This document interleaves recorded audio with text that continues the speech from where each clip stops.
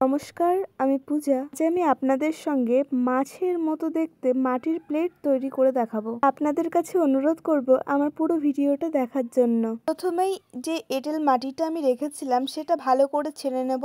তারপর সুন্দর গোল পাকিয়ে একটি পিঁড়ের ওপর মাটিটাকে রেখে তার ওপর একটা কাপড় দিয়ে বেলনি দিয়ে ভালো করে বেলে নেব। আপনারা প্লেটটি যতটা বড় করতে চান তত বড় করে গোলটা করতে হবে। এবার আপনারা চাকুর সাহায্যে মাছ আকৃতি করে ভালো করে কেটে নেবেন।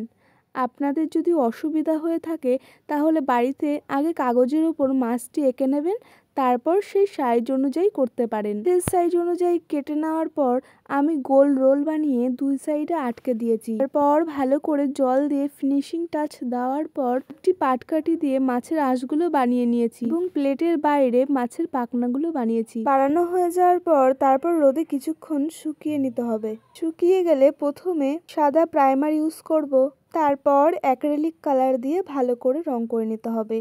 আমি তো মাছের কালার লাল কালার দিয়েছি এবং প্লেটের সাইডে নীল কালার দিয়েছি। আপনারাও চাইলে আপনাদের মনের মতো কালার করে নিতে পারেন। তারপর আমি ব্ল্যাক কালার দিয়ে সাইডে বর্ডার করে নিলাম, চোখ এঁকে নিলাম। তারপর মনে হলো সাদা ফেব্রিক দিয়ে একটু ডিজাইন করি, দেখি কেমন লাগে। ডিজাইন করার পর দেখলাম বেশ ভালো লাগছে। আপনাদের কেমন লাগছে অবশ্যই